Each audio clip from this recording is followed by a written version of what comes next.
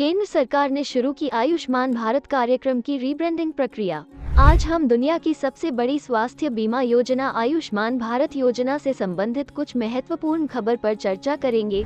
दरअसल केंद्र सरकार ने मौजूदा आयुष्मान भारत स्वास्थ्य और कल्याण केंद्र का नाम बदलकर आयुष्मान आरोग्य मंदिर करने की घोषणा की है।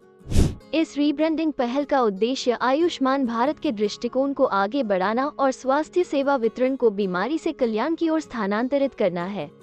नए नाम के साथ नया टैगलाइन है आरोग्यम परम धनम, अपितु राष्ट्रीय स्वास्थ्य मिशन (NHM) का लोगो रीब्रांडेड केंद्रों में बरकरार रखा जाएगा।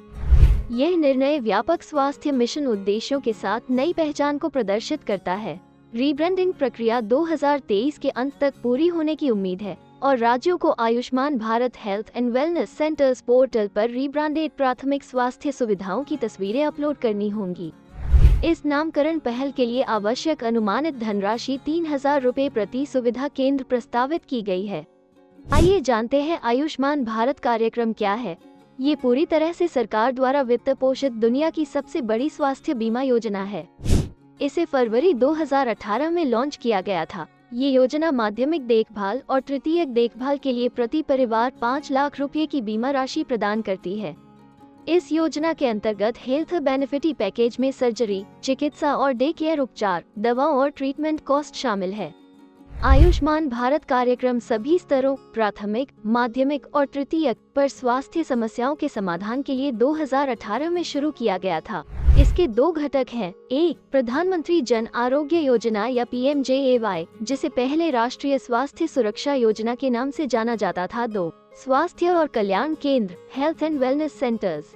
अब बात करते हैं लाभार्थियों की। चूंकि जन आरोग्य योजना एक पात्रता आधारित योजना है जो नवीनतम सामाजिक आर्थिक जाति जनगणना डेटा के माध्यम से पहचाने गए व्यक्तियों को लक्षित करती है। हालांकि राष्ट्रीय स्वास्थ्य प्राधिकरण ने राज्यों, केंद्र शासित प्रदेशों को बचे हुए या अप्रमाणित SECC परिवारों के टैगिंग के लिए समान सामाजिक आर्थिक प्रोफाइल वाले गैर SECC लाभार्थी परिवार डेटाबेस का उपयोग करने की छूट दी है। इस योजना के लिए धन केंद्र सरकार और राज्यों, केंद्र शासित प्रदेशों के बीच साझा किया जाता है। यह अपने सामान्य विधायिका वाले राज्यों और केंद्र शासित प्रदेशों के लिए 60:40, किंतु पूर्वोत्तर राज्यों जम्मू और कश्मीर, हिमाचल प्रदेश और उत्तराखंड में 90:10 और बिना विधायिका वाले केंद्र शासित प्रदेशों के लिए 100% केंद्रीय वित्त पोषण का प्रावधान है। जन आरोग्य योजना के प्रभावी कार्यान्वयन के लिए राष्ट्रीय स्वास्थ्य प्राधिकरण को सोसाइटी पंजीकरण अधिनियम 1860 के तहत एक स्वायत्त इकाई के रूप में स्थापित किया गया है।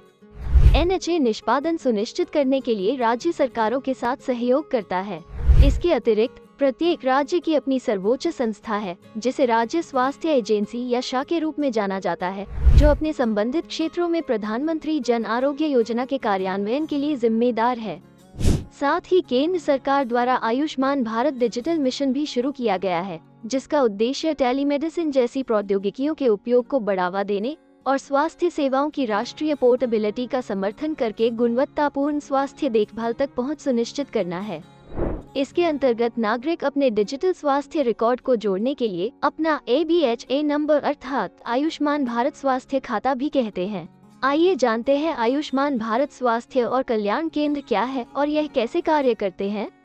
केंद्र सरकार द्वारा फरवरी 2018 में 1,50,000 स्वास्थ्य और कल्याण केंद्रों HWC की स्थापना की घोषणा की गई थी।